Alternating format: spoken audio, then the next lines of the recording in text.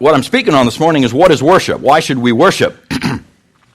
And it goes perfect with Resurrection Sunday. And Matt got this to me this last week. It comes from End of the American Dream. You just put that in, .com. You can find them. They're the source on this. Speaking of worship, the Temple of Baal is coming to New York and will be followed by hundreds more all over the world. This is kind of what it looked like. This is the original Temple of Baal that was destroyed with the wars over there with ISIS and so forth. This, I believe, is a 2011 picture, and I guess it's flat now, it's leveled.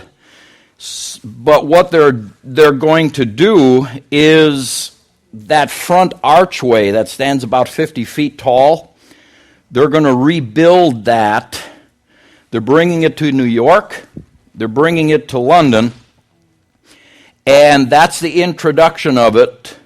And then they want to put, I believe it says in here, thousands of them in all the major cities. Yeah, at the bottom of the page, they ultimately want to put 1,000 of these arches in cities all over the globe in honor of Baal and the worship of Baal. You know, and most of the article talks about it. This is a Christian guy who wrote it, so he's hitting it from the perspective of this is probably not a good thing. However, the one point that he quotes them on, which I thought was, now you're telling us the truth. If you go in that first paragraph, fourth line from the bottom, the initial arches from the Temple of Baal that will be erected in New York and London as part of UNESCO's World Heritage Week. So they're trying to preserve the heritage and culture of the world, are intended as a gesture of defiance. See, now you're, That's more the truth than, well, we want to preserve the culture of the world. No, you're telling him, stick it. Yeah. But ultimately, the plan is to share this cultural treasure. So I've got a little clip. It's about 4 minutes long of a man describing this, explaining this, little video clip, to kind of just give us a reality check of, folks, this is... Once they're trying to resurrect the worship of Baal around the world, God was not happy with that whole scene, if you remember that. So let's listen to the guy and see what he has to say. This Temple of Baal, which is going into New York City, when I first came across this headline, I thought, could that possibly be true? Is someone pulling a prank? And of course, there are these internet websites that do put out false stories and misinformation. But this was actually reported in the New York Times. The New York Times reported about how they're putting up this 50-foot arch that stood in front of the Temple of Baal in Syria. Now, you may not remember, but back in August of 2015, headlines were made all over the world when ISIS went in, and there's this Temple of Baal that existed in Palmyra, Syria for centuries and centuries and centuries. Well, ISIS went in and basically destroyed it. And so that caused a huge uproar, and then in came the bureaucrats and the non-governmental organizations and the conservationists, and they said, we've got to do something about this. We've got to do something to preserve our quote-unquote cultural heritage. And so what they've decided to do was to recreate the 50-foot arch that stood at this Temple of Baal in Palmyra, Syria, and they're putting it in Times Square in New York City, and they're also putting it in Trafalgar Square in London, England. Now, to me, this is very, very disturbing, because if you know your Bible, you know all about Baal and about how the people of Israel turned to Baal, and how God got very upset about that. But most people don't really realize what worship of Baal entailed. So I have this quote here from Matt Barber of WorldNet Daily, and he described what Baal worship was like, and I'd like to read you this quote. Quote, ritualistic Baal worship in some looked a little like this. Adults would gather around the altar of Baal. Infants would then be burned alive as a sacrificial offering to the deity. Amid horrific screams and the stench of charred human flesh, congregants, men and women alike, would engage in bisexual orgies. The ritual of convenience was intended to produce economic prosperity by prompting Baal to bring rain for the fertility of Mother Earth. The natural consequences of such behavior, pregnancy and childbirth, and the associated financial burdens of unplanned parenthood were easily offset. One could either choose to engage in homosexual conduct or, with child sacrifice available on demand, could simply take part in another fertility ceremony to terminate the unwanted child. Modern liberalism deviates little from its ancient predecessor. While its macabre rituals have been sanitized with flowery and euphemistic terms of art, its core tenets and practices remain eerily similar. And so it seems appropriate as America, who many regard as the modern-day Babylon, to put this reproduction of part of the Temple of Baal in Times Square, in kind of maybe the most famous location in the most important city in our country. And of course, as Matt Barber pointed out, so many of the parallels between Baal worship of ancient times and of today, the child sacrifice, the sexual immorality, are going on today, are celebrated today. So it kind of makes sense that we would celebrate Baal worship. But who exactly was Baal? Well, Baal, right. And you can look this up. He's going to go on and explain who Baal was and so forth. And you just Google that video, Baal worship. It'll come up, and you can listen to the rest of it if you want. But there's the result of the church laying quiet. You know, and the longer we do it, the more of that kind of garbage is going to show up, and it's not going in a good direction. But this morning we're going to talk about what is worship, why worship. And I thought that fit hand in glove with what we're dealing with this morning, so I wanted to bring you up to running speed on that. We are in the process of going through and putting together a new covenant partner series, and this falls into that. It kind of built around a ball diamond appearance, and we've already dealt with some things here. We are at what would look like first base or over to the right side there, dealing with worship. These are the 5 things that a church, every Christian church, all Christian churches are supposed to be accomplishing. That is the mandate for the Church of Jesus Christ, just kind of laid out in a ball diamond effect so we can see how they work around. One of the things the church is supposed to do is teach people how to worship. What is worship? Get them into worship. And there's some good questions that come around that. Well, what is worship? Is what we did here this morning, singing songs, is that all worship? I mean, is that all there is to worship? What is worship, and why should we do it? And even though it's a big subject, you could, again, make a series out of it. I'm just going to try to hit some concepts this morning and lay it out. Here's the scripture that kind of tells us why we should worship. We're commanded to. Matthew 4:10, Jesus said to him, "Away from me, Satan, for it is written," here's the command, "worship the Lord your God and serve him only." We are told to worship God. It's a command to us. And there's reasons for that, but if you want to boil it down to its bottom line, we're commanded to worship. And worship is tied to service. Worship the Lord your God and serve him only. So he's the only one who's supposed to get worship. He's the only one here who's supposed to be served. Jesus is talking in John chapter 4. He says, "A time is coming and has now come when the true worshipers will worship the Father in spirit and in truth." So some more qualifications for worship. "For they are the kind of worshipers the Father seeks." Now, we're going to come back and talk about that a little bit, but God the Father is actually seeking people who will worship him. God is spirit, and his worshipers must worship him in spirit and in truth. And there's reasons why he's seeking that. But let's get there. What is worship? So let me give you some examples. There's a couple of word pictures that come up around worship. Remember, for some of us, it seems like a long time ago. For others of us, may not be that long ago. But remember when we just longed for the freedom to drive a car and to own a car? Man, once I can buy my first car, so what's going to look like, and this is what I'm going to do to it, and I'm going to tweak this, and I'm going to pimp that out, and I mean, for us guys, it was one of those things that became very consuming to us because it meant freedom. It meant we can go places.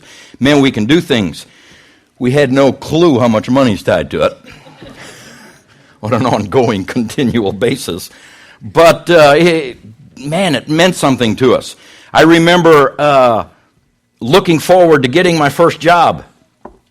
Man, to get a job and be able to earn some money and have some cash in my pocket and get an education so I can move out and get married and buy a house and have a family, and I'm going to travel and I'm going to go on vacations and on and on and on. Progressively, these things became our focus. They were always, some form of it was always on our mind. Remember those days? They became our reason to plan and to get a job and get an education and push ourselves, and we're going to succeed and we're going to get ahead. And we'd dream and we'd imagine about what we're going to do, and we'd lose sleep over it. We'd draw pictures and talk about it with other people and make sketches, and we started making choices. I won't do this because here's my goal. I'm going after this. I'll sacrifice this for this. And do you know what we were doing? We were worshiping. Literally, that's worship. Romans 12:1 says, I appeal to you, therefore, brethren, and beg you, in view of all the mercies of God, to make a decisive dedication. See, there's the mental processes that plays out in our physical body. Decisive dedication of your bodies, presenting all your members and faculties. That covers physical body, faculties is your mental, your reasoning, everything. As a living sacrifice, holy, devoted, and consecrated. Stop right there, because he goes on and talks about God. That is the definition of worship. Make a decisive dedication of your entire being as a living sacrifice. Boy, you're going after this with everything in you for something. You're dedicated to it. You're pursuing it. It becomes the reason why you get out of bed in the morning. It's worship. Do you know why? And every human being has this drive, and I kind of explained it maybe a little bit more from the perspective of a guy. Women have the same drive, and they see things, and they want to get married, and they want to have children, and they want to have a house and have security, and they pursue it, and they dedicate themselves to it, and they'll sacrifice for it, and they will allow their entire being to engage this to accomplish it. Do you know why that drive is there? You give your life to a goal and pursue it with everything in you. Find something that we believe when we don't have it, we believe it'll fulfill us, and sometimes when we get there, it didn't do as much for us as we thought it would. But we thought it would fulfill us, and we pursue after it, and we dream, and we imagine it, we plan, and we set goals. Why do we do that? I've always said everybody needs a cause. Everybody has a cause. Could be a tree hugger cause. You know, when we lived in Colorado, it's like, man, these people light up about tree hugger stuff. And then other people light up about other. Everybody's got a cause. It's what excites them. It's what lights them up. It's what's given them the drive and the purpose. And you know why that's there? Everybody's got it. God put it there. Because the human being is designed to worship. It's in our design. It's how we're created. We are put together to worship something, someone. And we'll offer ourselves as a living sacrifice, and it might be for a 57 Chevy. But we'll offer ourselves to that thing. And until we get it exactly the way we want it, all of life is consumed because it's our cause. It's what we're worshiping right now. The original design is we were created to worship God. Amen. But when sin got in and broke that compass kind of went askew. And even though the design is still there, it searches for something to throw itself into fully. And it's not always God. It can be whatever. It perverts it but we still want to worship. And then because sin and pride and those kind of things get involved, it skews it another direction. Not only do we want to worship, but we want to be worshiped. The human being was never designed to be worshiped. It does bad things to us. But, of course, Satan wanted to be worshiped. He showed that back when he rebelled. He showed it again, bold-faced, to Jesus. He just said, bow down and worship me. Yeah. And then I'll do all this wonderful stuff for you. Which is a key to what worship is all about. But the original design is we're to be worshipers. We're never to receive worship. Never designed for that. And we have to be careful that we don't get caught in that, because we are so surrounded with false worship and the whole concept of man being worshipped or woman being worshipped, that if we're not careful, we can fall into that and not even know we're falling into it. Let me give you a couple real brief thoughts here. I don't want to take much time on this, but give you a couple of brief thoughts. John 17:1, especially in the Amplified, to exalt something is to worship it. And John 17:1 specifically says that. We have choruses that go along with that. Lots of choruses. Exalt the Lord our God. Exalt the Lord our God. And worship at his holy hill. So when you exalt, you're worshiping. Webster says exalt means to raise someone or something to a higher level, to praise someone or something highly. The full definition goes on and says to raise someone in rank, power, and character, or elevate by praise, glorify them, elevate them in the estimation of them. So it's absolutely possible to worship because that's what worship is all about. But as believers, we have to be cautious how we do that. Human beings love to be worshiped. It's the whole pride thing that gets in. We love to be exalted and raised up to be special among the crowd. That's worship. Once we're pulled out and made special in some way, we have just been worshiped. And we have to really be careful not to receive or accept that worship and or do that kind of thing. Because once we figure out that if I can exalt or lift up Colin in a certain way, he will start feeling really good about himself and really good about us, and now I can get things from him that he probably wouldn't give to me had I not established this relationship with him. And it can become extremely manipulative. But when you exalt or you lift someone up as superior to others, that's worship. So we really have to be careful how we talk to each other. I had it just because I was studying this last 3 weeks, and this really jumped off at me, and I just had it happen. It's a while back. But I had someone, and I'll share it, and I don't think anybody remember it. It's been a while back. Had someone say, "Oh, Pastor, you are absolutely the best pastor that we could ever have. I think you're the best pastor in the world." Okay, so now they're trying to be nice to me. I just studied this, and I'm going, I can't receive that. Because you just elevated me above others. That's worship.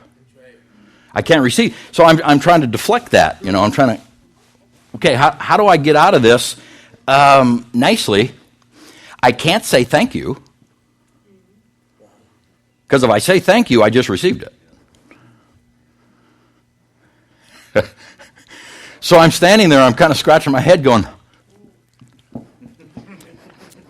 and they just go, because I wasn't saying anything, so they probably started feeling awkward, so they just keep going. I'm going, this is getting worse. And they're trying to be nice to me, and they're trying to say nice things to me, and I don't know how to shut this off, because before I'd have said, "Oh, thank you, I appreciate you feel that way." But now that I understand worship, I can't thank them for exalting me. Because now I just received that worship. Yeah, I know. I can't do that. So it got a little awkward for a bit, and the Holy Spirit gave me a way to get out of that. But it really stuck out to me how that people will do things and say things. So I'm just going to give you some examples. We have to watch ourselves because worship is really reserved for one. There's only one who should be exalted above anybody or anything else, and it's God. Once we start exalting people, this is not good. And we'll do it in subtle ways. So I'm just going to do some examples. You have I don't think I've ever seen beautiful eyes like you have beautiful eyes. I mean, that is absolutely stunning. I just worshiped her. Can you compliment someone and say, hey, you look good today? Sure you can.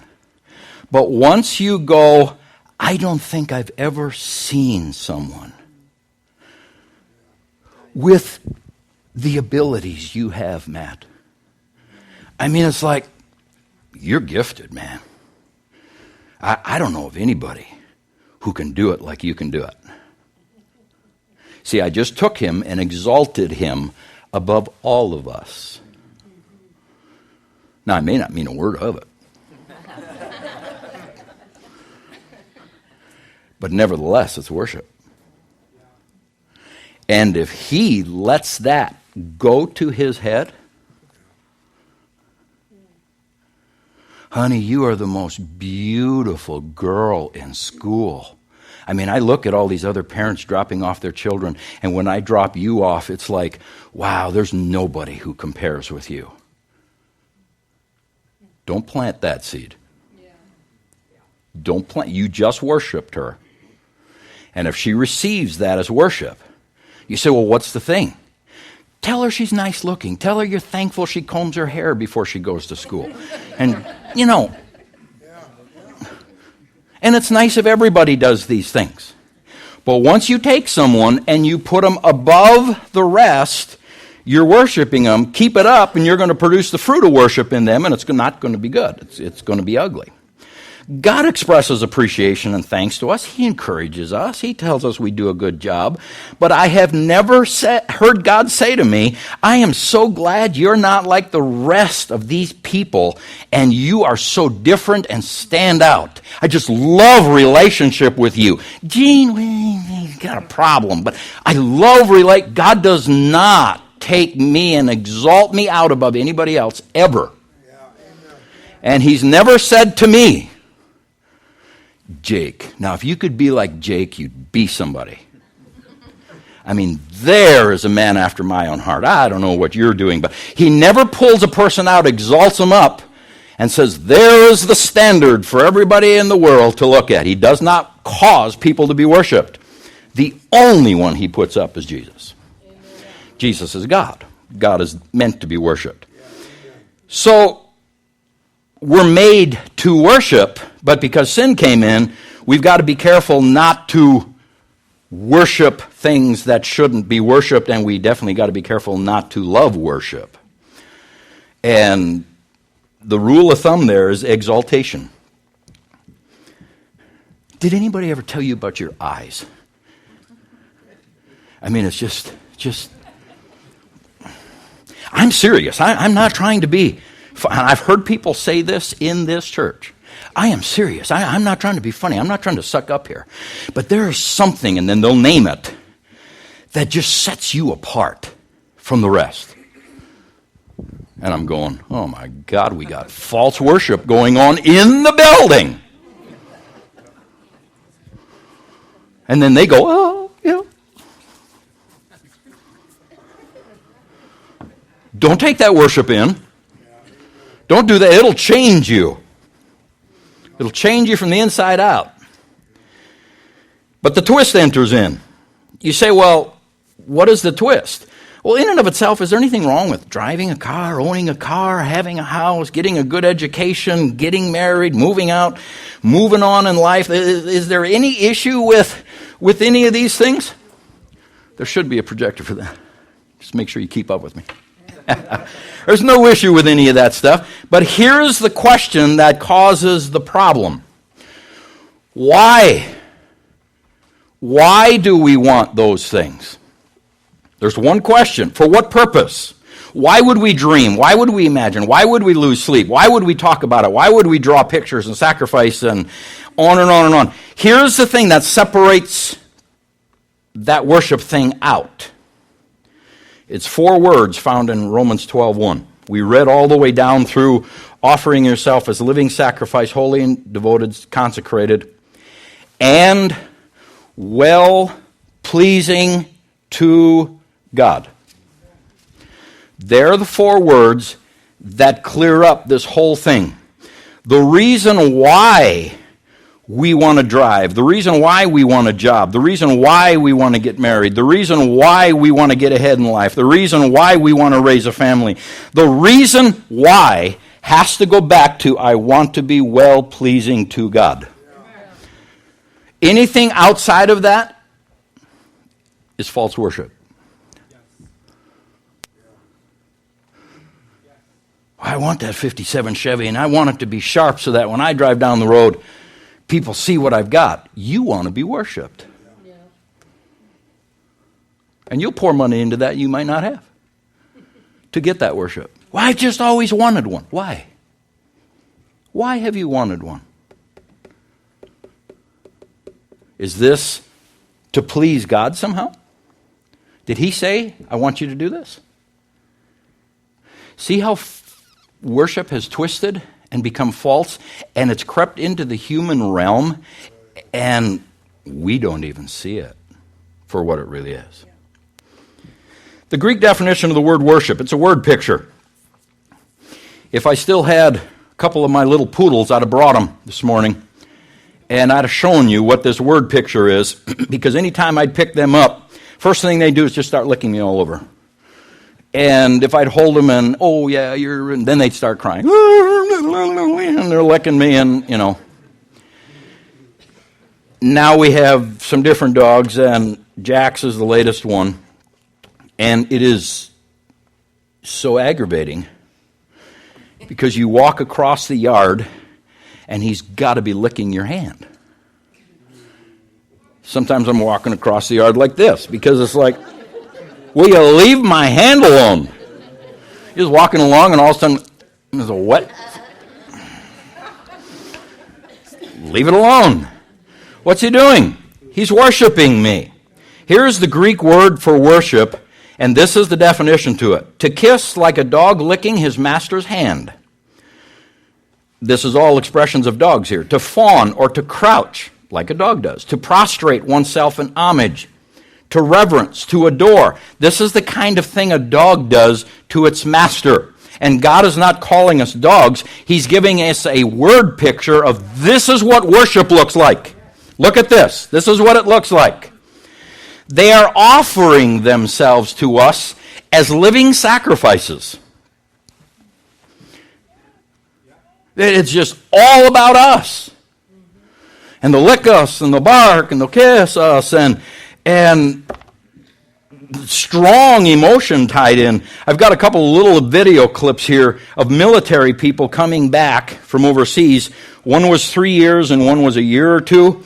And they brought the dog to see him. This was their dog. So watch this. This is kind of describes worship.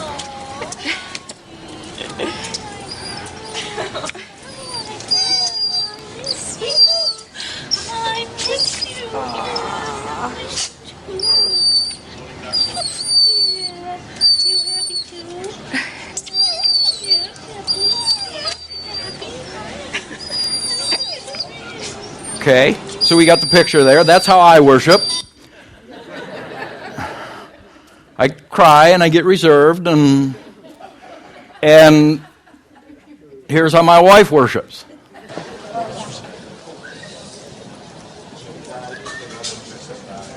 He's whistling.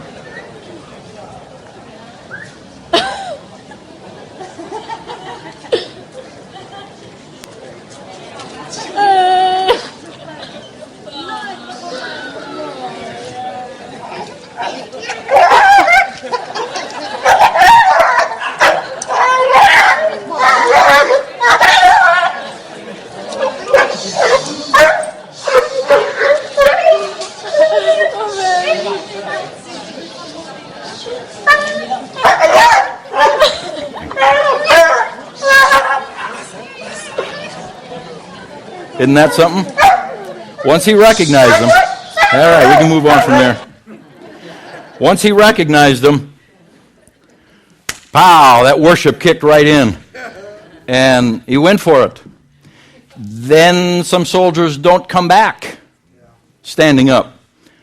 And here's two examples of that. We've got pictures of it, not video. We got pictures of it. Yeah, that's right. There we go. Soldiers in the coffin. Look who's laying on the floor down in front.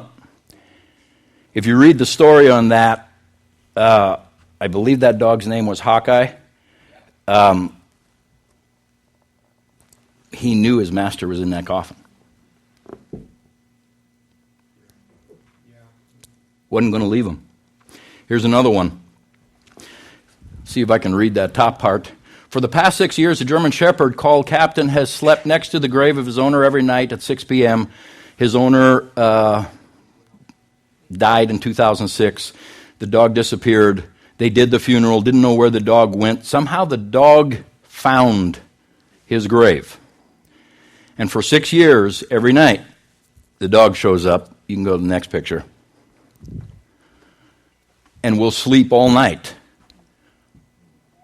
on his grave. Then he'll go home for the day. Every evening he comes back. See, that's worship. That's worship. When a dog really worships you, where you go, the dog wants to go. What you do, the dog wants to be a part of. We had a dog in the past, it was a Dalmatian, that absolutely would not leave me alone. And the most hilarious part was anything I would do, the dog wanted to be there doing it with me. I'm underneath the car changing the oil, the dog crawls underneath the car and is underneath there with me. What are you doing here? You just right there. All excited. I had to go up on the roof of the house. We had a one-story house, so I could get up on the roof easy. I put the ladder. Well, Dalmatians, when they put them on fire engines, they were a protector. They're very territorial. They were a protector of fire engines. But another reason they used Dalmatians, they could go up and down the ladders. So if everybody disappeared off of that fire engine, running hoses, putting fires out, whatever, the dog would climb the ladder, sit up on top of the fire engine, and nobody got up there. They'd rip them up. So I'm up on the roof of the house working on some shingle stuff, and I hear this noise, and here's this dog sitting on the roof of the house with me. Climbed up that ladder, going to be where I go, what I do. She wanted in on. I had to carry her down. She couldn't figure out how to get down the ladder. Had to carry her down, but she figured out how to get up. When the dog's not with you, they cry, they get depressed, they become listless. When you show up, they jump, they bark, they cry, they lick, they climb up on your lap. Why? They're worshiping you. You are the reason why to them. And that is the picture of what our attitude and our posture should be as a believer toward God. Worship is the attitude and the subsequent posturing of our entire life. Romans 12:1.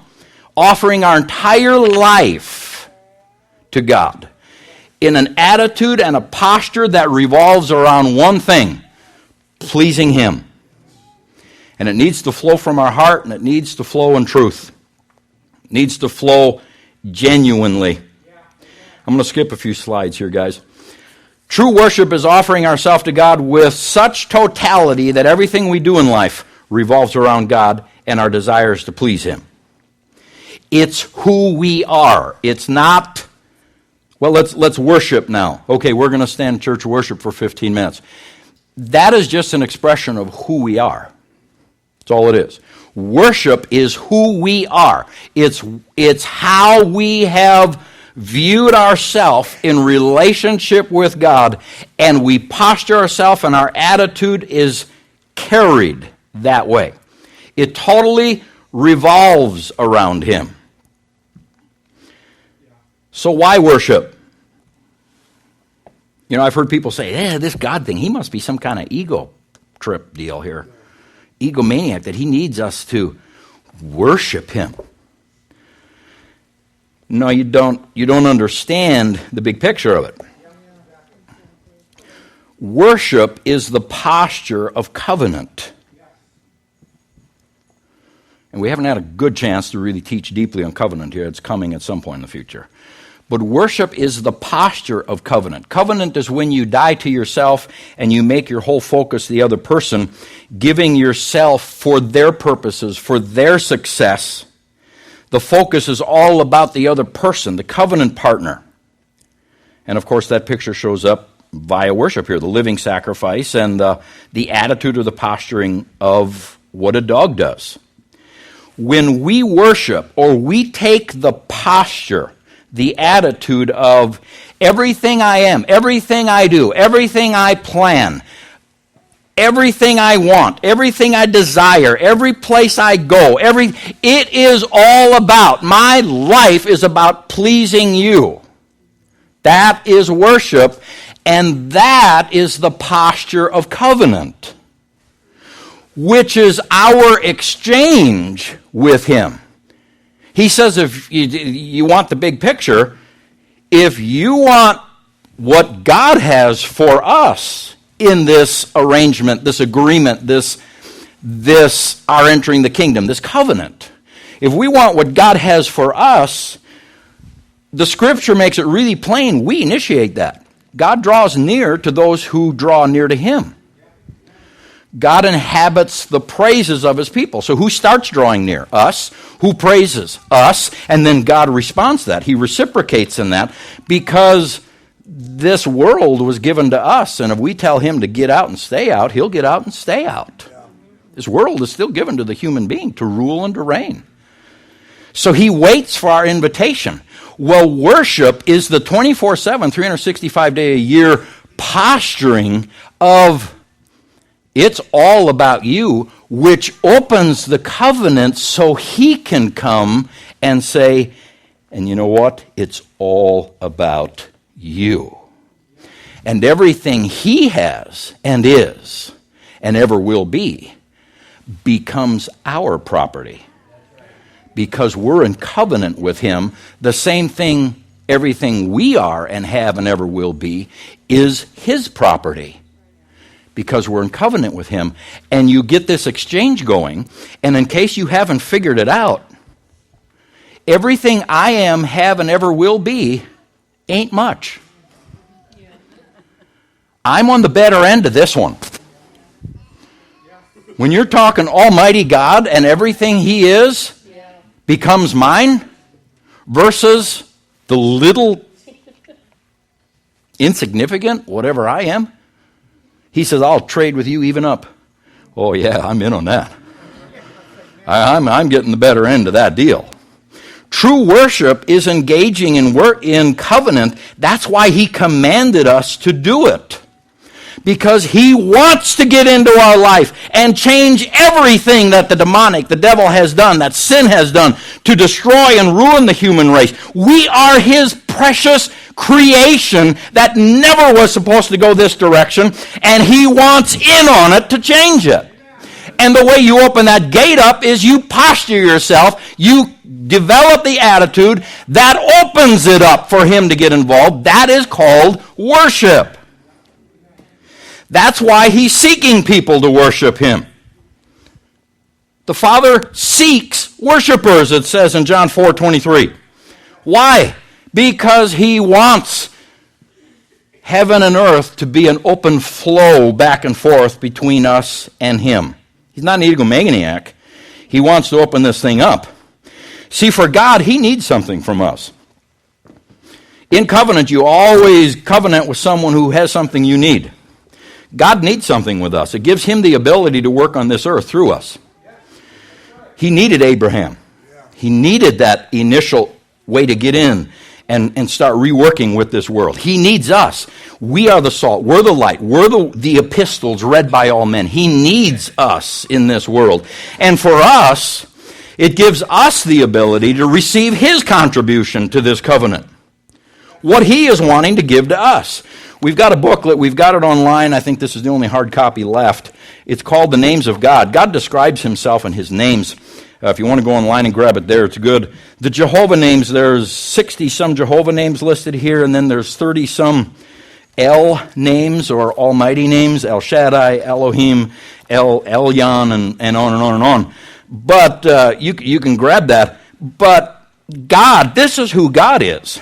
He's Jehovah. He's the God of covenant. Jehovah.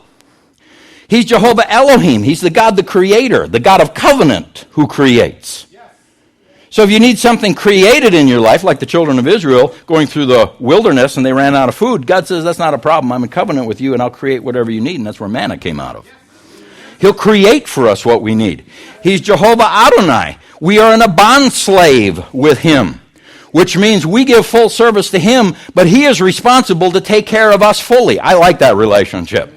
He's Jehovah Jireh. He's the God who sees and provides. He's Jehovah Nisi. He is our victory. He's our banner of victory. He's Jehovah Rophka. He's our healer. Jehovah Shalom. He's our peace. Jehovah Tiskanu. He's our righteousness. Jehovah Makadesh. He's our sanctification. Jehovah Sabaoth, the God of war, service, and the appointed time. Boy, when you hit battles, you have a Father who says, I am in covenant with you. Just let me step into this thing, and I will go to war for you. That's described in that name. Jehovah Shammah, he's with us. He never leaves us, never forsakes us. Jehovah Rohi, the Lord our shepherd. Jehovah Hosinu, the Lord who's making us into what we're going to be. Jehovah Natsal, the Lord our deliverer, and on and on and on. These are the things he's bringing to the table. He says, this is who I am, and this is what I want to do in you. Worship me. Open that door and let me into your life. This is who I am. This is what I want to do in your life. Worship is not something we do and we come and we sing songs, well, now we worship. Worship is who we are. It's the posture of that dog, that word picture of this is who I am. And everything I do in life flows out of that posture. It's what boils up inside of me. Notice he didn't use the word picture of a cat or a horse or a cow. You know, you come home from work and you got a cat and you open the door and they look at you, turn and walk away. It's like, thank you for taking care of my house all day, you ungrateful thing. I grew up on a farm. You walk into the cow's presence, and then they'll go for a booger in their nose with their tongue. Go back to eating. It's true. If you grew up on a farm, it's true. Birds. None of those things were picked as word pictures for worship. The thing that was picked for a word picture is a dog. Because when you show up, if you have a relationship with that dog gets excited, and they jump, and they bark, and they lick, and they'll run around in circles, and they'll lay down and cry, and they'll get between you and your wife or you and your kids because they're so happy to see you, and they want your attention, and they're worshiping you. They're filled with love. They're filled with adoration. It's boiling up from inside of them. Whatever makes you happy, Master, I will give it to you. Grab a ball, throw it. I'll chase it. I'll bring it back. I'll look like a fool for you. But I just want to make you happy. It just boils up inside of them. What you do, they want to do. Where you go, they want to go. They want to go. Don't ever train your dog to go with you someplace in a car because you can't open the door without them. Boom, they're in there and looking at them. Here we go. We're out of here. Why? Because where you go, they want to go. What you do, they want to do. What you're interested in, they're interested in. What you like doing, they will adapt themselves to you, and they will like doing. You like swimming, your dog will be a swimmer. You like hunting, your dog will be a hunter. You like laying around, your dog will lay there with you. They'll adapt themselves to you. It's all about you. What excites you excites them. You want them to do something? All you have to do is somehow communicate that to them. And the better trained they are, the better you can communicate it to them. I grew up on a farm. We take our dog with in the pickup. Here you got this dog, maybe 50, 55 pounds. We're out dealing with cattle. You've got a bull who's 2,000, 2,200 pounds who is not wanting to go where he's supposed to go. And the dog's sitting, looking out the window, and sometimes they'll put their front leg up, and they're looking at you and they're looking out. Because they know this guy ain't behaving. We have a little dog. All you have to do is open the door and say, go get him going. And they're out the door. And they will attack this animal. And bark and yell and nip at its heels. Hoofs flying. If one of those hoofs lands, this dog is dead. And they're nipping at the heels, and they're going to get this dog going. This bull going, and they're going to get it to where it wants to go. They will put themselves in danger, in harm's way. Why? Because you asked them to. And they got it. They know what you want.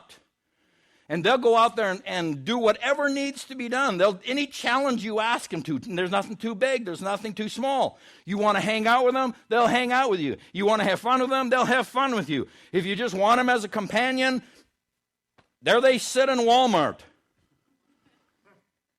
We've all walked into Walmart, and here's this dog watching us go. What's he doing in the vehicle? He's just being companion to Master. Master told him to stay there, so he's staying there.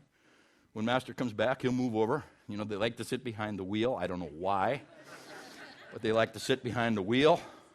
They're guarding it, I think. When Master comes, they move over and let him have the wheel. Whatever you want. See, that's the posture of a worshiper. God, whatever you want of me. You want to hang out, I'll hang out with you. You want to send me on a mission that could kill me? If you think it's good, I'm going. I'm not going to complain. I'm not going to gripe. What are you interested in? What excites you? Because whatever excites you, whatever you're interested in, I'm all about. You cry, I'll cry. We had a little dog that you couldn't cry from. As soon as you started crying, he'd start wailing. Because he worshiped you and he didn't want you crying. You cry, I'll cry. You get excited, I'll get excited. You grieve, I'll grieve. Whatever, I am here to please you in whatever way I can. Worship is far more than just singing songs. Worship is those dogs laying on those graves. God, I will never leave you. I will try to imitate what you said to us. I'll never leave you or forsake you, you said to us. That's covenant, so now I need to exchange with you. I will never leave you, I'll never forsake you. And that was the picture of those dogs laying on those graves. That commitment to death and even through death. I'm not going anywhere. Mark 7. He says, Isaiah was right when he prophesied about you hypocrites. As it is written, these people honor me with their lips, but their hearts are far from me. Worship comes from who you are, your heart, the deepest part of you. Anybody can give lip service.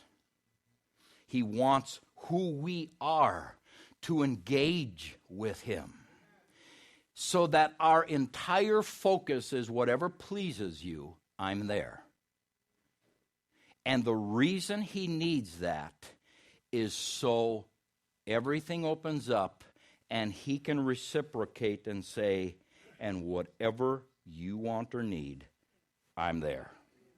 And covenant gets established and gets connected. Otherwise, our worship is, like it goes on in that scripture, says it's in vain. How do you posture yourself with God?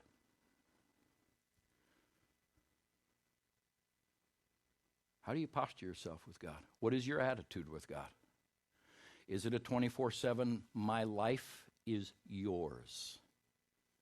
And whatever I can do, however I can meet any need of yours, it's yours. Or is it, well, we went to church this morning, we sang for 15 minutes, my worship's in for the week, I'm done now. That's not worship, that's lip service. That's what Jesus was talking about. Heart's not in it. You're not in it. This is not an expression of who you are. This is a thing you do to hopefully make God happy. And he says it's a waste of time. It's useless. You're worshiping me in vain. That does not open up the heavens and establish this covenant relationship over you. But true posture of worship does. So this morning, after everything that God has done for us with his Son and the death and the resurrection, and I mean, that's what this whole weekend is about. If there's ever a time to worship, or in other words, take the posture of, God, I am so sorry for the areas I've been holding back. I am going to submit and surrender it all to you. I am going to offer myself as a living sacrifice. I'm not dying here. I'm going to stay alive. But I'm sacrificing who I am. And it's all about you. It's all for you. I will engage with you with everything within me. Because I worship you. And out of that, a lot of things come out of that. But I have noticed the more I worship and take that posture. I'm not talking about grabbing a guitar and sitting down and singing. I'm talking about taking a posture of who I am compared to him. I have noticed the more I will take that posture, the more I love him. Yeah. It just grows. It's just like the two go together. It just grows. That is the posture of covenant. What we are doing this morning is taking emblems in remembrance of that covenant. So if worship is the posture, that opens that thing up to us. As we take covenant this morning, this is a good time to go back and double check and say, God, is there any area I am out of line with you? Is there any area where the worship is about me? The worship is about people around me. The worship is about my house. The worship is about my job. The worship is about my children. Man, it's all focused on them or my spouse. Is there any area that I am doing things, I am planning, and it's not being driven by pleasing you? Because if we really want the fullness of what this covenant speaks of, we have to posture ourselves to receive it. Good morning to reposture. So in a bit, we'll have you come get your emblems. If you're visiting with us, feel free to take communion with us. If you know Jesus as your Savior, you don't have to come here. You may never come back again. That's fine. Feel free to take communion with us if you want. If this is something that says, yeah, I want to reposture on this covenant, and I want God to know he's 100% and I'm nothing. Like John said, he increases, I decrease. He becomes it all, I become nothing. I just worship him. It's all about him. And you want to join us in this? You feel free to do that. Come get in line, grab your emblems, and then go back to your seat and just hold on to them. We're all going to take communion together.